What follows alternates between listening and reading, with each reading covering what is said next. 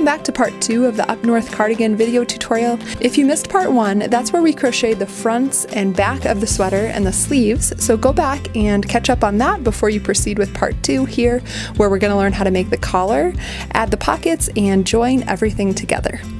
And once again, you're going to want to have access to the free written pattern, which you can find on my blog, makeanddocrew.com. I'll also link it right below this video. To make the collar for your cardigan, we are going to make this really long strip, which starts at one end, pretty narrow, and then we're going to increase along one side, and one side only, the side's going to stay straight, all the way up here to the middle, and then we're going to decrease all the way down on this side and end up with, again, a narrow ending. And this part and this part are going to both be at the bottom of the fronts of your cardigan.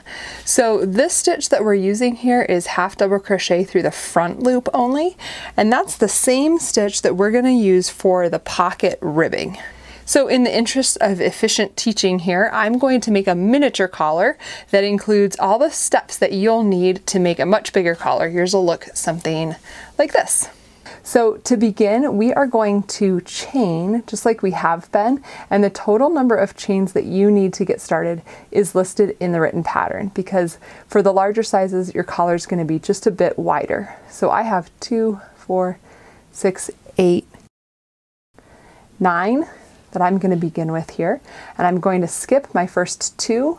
Just this looks very similar to what we did with some of the other sections, and then I'm going to yarn over and half double crochet in each of these stitches, and that's going to be our foundation of the entire collar.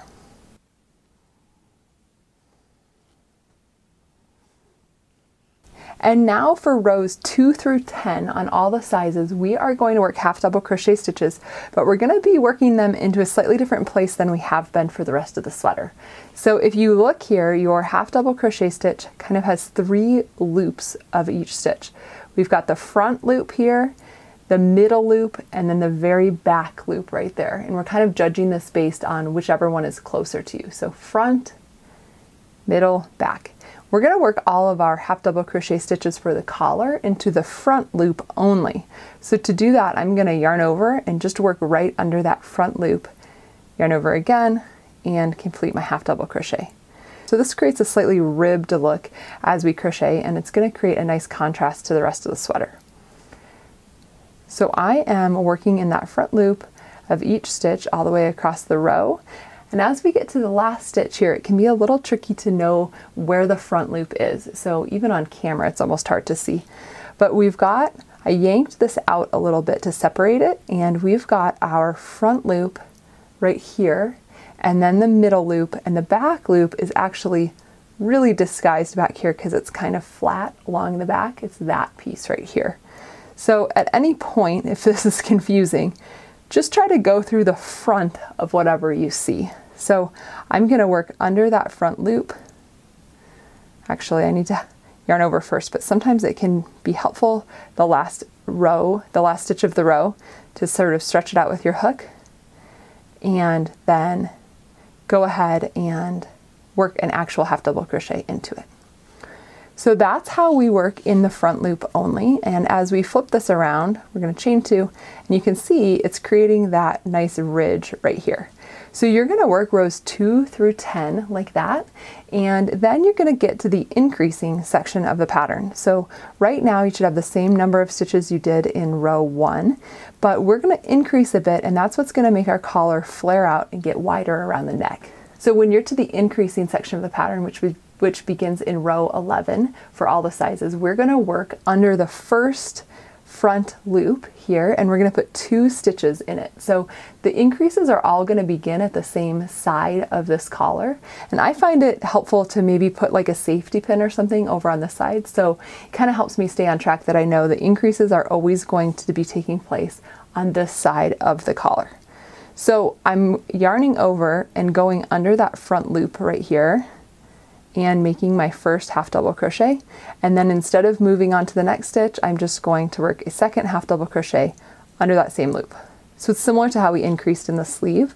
We're just working under the front loop only. So then I'm going to finish out the row all the way across, and now I should have added 1 total stitch in this row. and that's going to create that nice subtle curve at the end. Once again, we're at the end here. I'll show you where the front loop is in case it's confusing and getting lost in your own work. Right here, I can see it's this brown loop that's hidden, and I know that because I've got 1, 2, and then my third loop is hidden here in the back. It's kind of yellow and green. So if I work in that last loop there, I've completed my row and I've increased by 1. So now in the written pattern, that increase row was row 11, and now we need to complete rows 12, 13, and 14. And those are non-increase rows. So we're just gonna work in the front loop of each of these half double crochet stitches till the end, turn around, work back the other way, and we're gonna do that for a total of 3 rows. And that's how all the increases are going to go. So if you remember in the sleeve, we increased every 4th row, and that made that gradual taper. And we're going to do the same thing with the collar. So your increase row is row 11, and then you're going to work 3 rows of non-increase, and then you're going to work another increase row, and you're going to alternate like that a certain number of times depending on your size. And in the written pattern, you can check that you're done with all your increases because it lists how many total stitches you should have across, which is obviously based on the number of times that you've increased. Once you've completed your increase section, you're going to have a really long strip, obviously much bigger than this, and then you're going to have a few rows, it's again going to depend on your size, that you just work back and forth in regular front loop half double crochet with no increasing or decreasing. So that's going to be the part that goes around the back of your neck. And when you complete that, it's time to work down the opposite side of the collar and start making your collar get more and more narrow.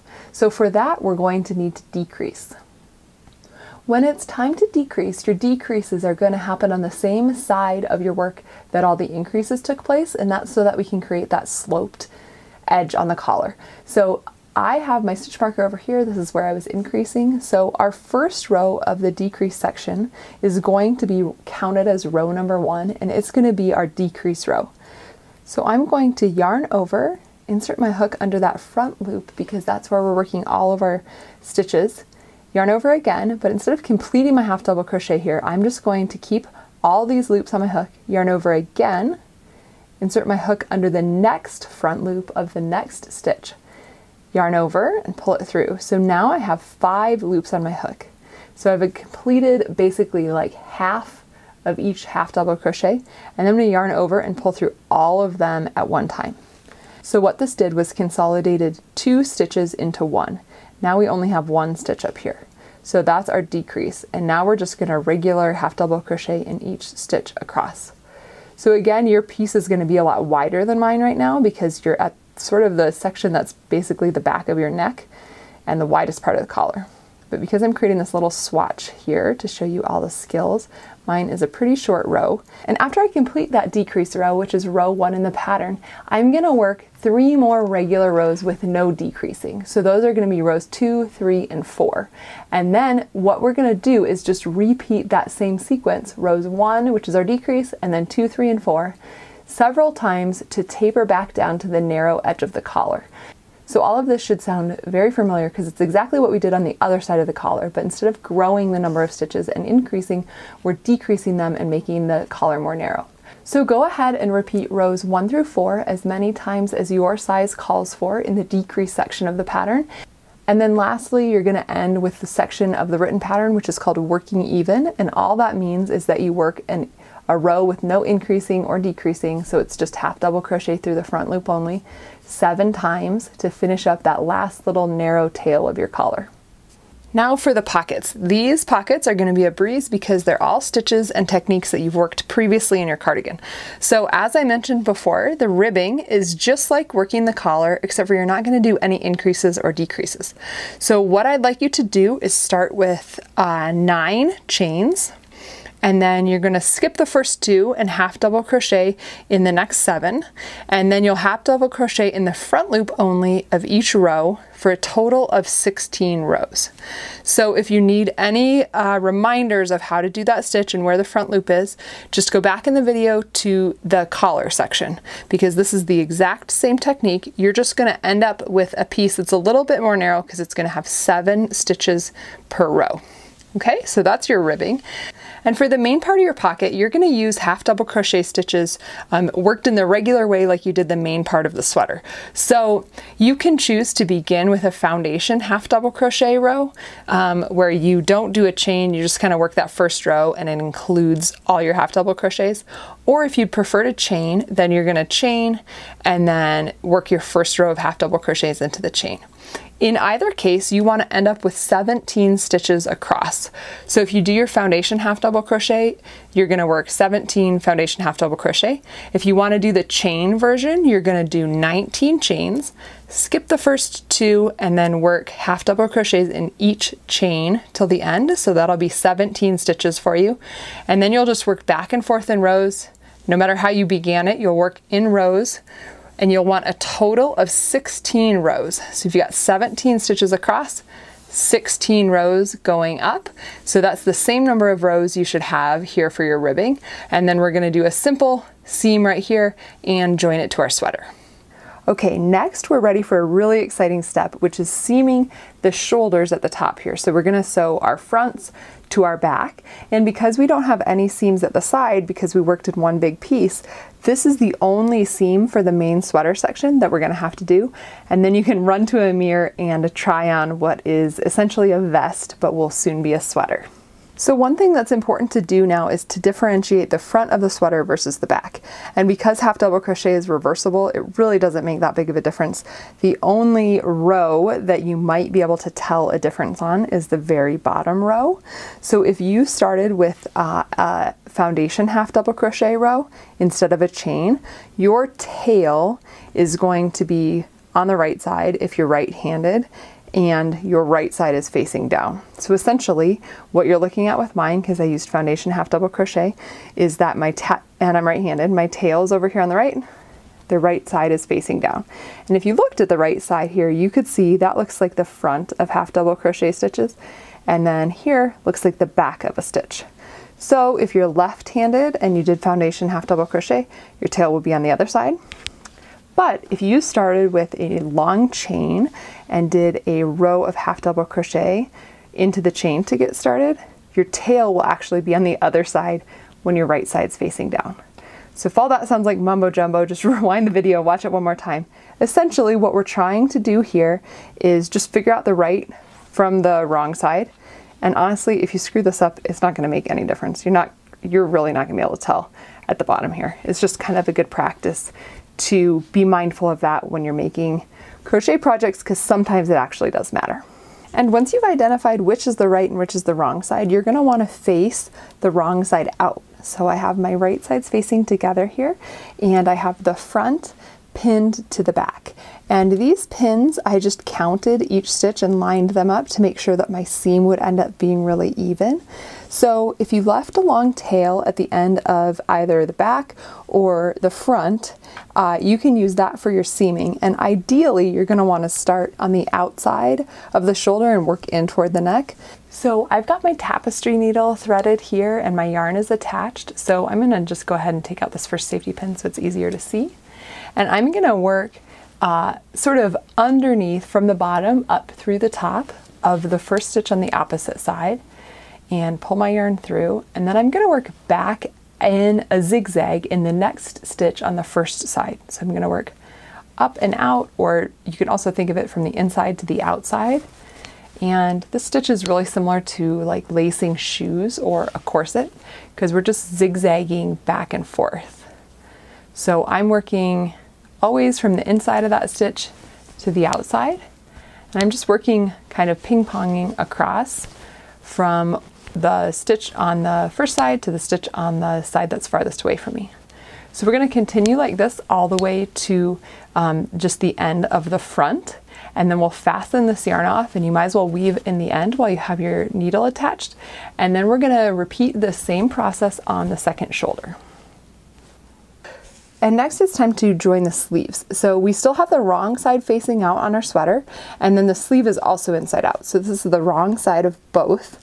And I've pinned the sleeve into the little armpit inset here. So this is the front of the sweater, and then we have right here the armpit, and this is the little V in the sleeve where we switched from rounds to rows. So it's open right there. So I've pinned that to this little inset here in the armpit. And if you have left some long tails on any of your pieces, you're in luck now because you can use those to join all the way around your sleeve. And I went ahead and pinned mine in because I like to just make sure I'm not gonna screw it up along the way. And once I do that, I'm gonna work just like I did before, where we're kind of doing that zigzag stitch. So we're gonna go like this, and then like this, and then like this, just like we're lacing shoes all the way around, including this inset. So once you've completed that on the first sleeve, then you can go ahead and do it on the second sleeve, and then we'll move on to the collar.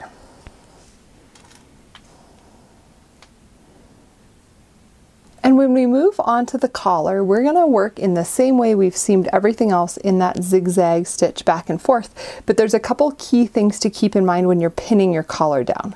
So one of them is that there's not a real right or wrong side to the collar. So just think about which bottom you want facing out in your sweater, and then put that one facing down for now, because this is gonna be still the wrong side of your sweater facing out, just as it has been the whole time. And when we're pinning this, we want to make sure that the 2 rows of half double crochet over here are lining up with 2 rows of half double crochet over here. So all that means is that that's sort of our way of making sure that our collar is on track and we kind of pin it evenly as we go. So you can see here we've got like 2 rows of half double crochet right here, and then that is also 2 rows of half double crochet here. And the reason we pin it is to make sure that we stay on track the whole way up, and then that we curve around, pin it in the back of the neck, and then pin it along the other cardigan front, and so that when we're sewing it, we don't get sort of off balance and end up with way more at the bottom over here. The other thing to keep in mind with your collar is that it has that one edge that we increased on that made it curved. So that's the edge that's going to be facing the outermost part of your sweater. So the straight edge is what you're pinning. So it's hard to tell when it's so narrow like this. This is my straight edge. All the way around the sweater, this is the straight edge. And the whole way around, this is the increase edge. So up here, it's gonna get wider and wider and wider. So from here, we're gonna work the same stitch we've worked in all of our other joins, which is just that zigzag back and forth. And ideally you have a tail down here. If you don't, like I don't happen to have one right here, I'm gonna attach my yarn and use my tapestry needle to sew all the way around up to the back of the neck and then down the other side of the collar. And once you're done with that, you are so close to having a finished sweater. And now seaming on our pockets is pretty straightforward. There's just a few things we want to pay attention to. So I've begun here by attaching the ribbing to the main pocket, and I did that with the same crisscross zigzag stitch we've been using. So I've got that finished now, and it's one piece. And I've pinned the pocket to the sweater, making sure that the top of the pocket, so the last row of it, is facing up, and then the chain row or the foundation half double crochet row is facing down. So here's the bottom of my sweater down here. And what's important to pay attention to when you're pinning your pocket to your sweater is that the lines of half double crochet are lining up with the sweater background. So you can see there's kind of like these little ridges of the extra loop of half double crochet, and you just want to make sure that those are lining up along the sweater, because that's what's going to make the pocket recede as much as possible. As it is, it's almost hard to see it on camera here because of the texture of the yarn and because it's lined up. So with that in mind, you can put your pocket wherever looks good to you, but for a point of reference, my sample here has 13 rows from the bottom down here up to where the pocket's pinned. So there's 13 rows without a pocket, and then the pocket begins on the 14th row. And I'm working a size medium, so you can adjust that a bit if you're making a larger size. But regardless, ideally you have some tails left to your pocket that you just left on when you made it, so that you don't have to attach a new piece of yarn. And if that's the case, just thread your tapestry needle on there, and then we're gonna whip stitch around the pocket these 3 sides to attach it. So in case you're unfamiliar with a whip stitch, I'll demonstrate it here real quick. It's just my yarn's attached here, and it's just working around and around in the same direction, picking up a bit of the back of the sweater and then the pocket as well, and working in the same direction with each stitch. So we're kind of making a spiral. So I've gone from the right to the left. Again, I'm going to go from the right to the left.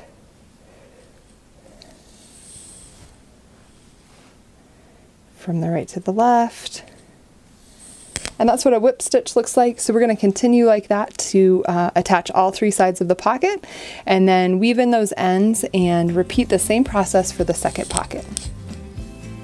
And once both pockets are attached and your ends are weaved in, you are officially finished with your Up North cardigan. How does it feel? I really hope you enjoyed this pattern, and if you did, I would love it if you gave it a thumbs up and subscribe to my channel. You can also find lots more beginner-friendly crochet patterns on my blog, makeanddocrew.com.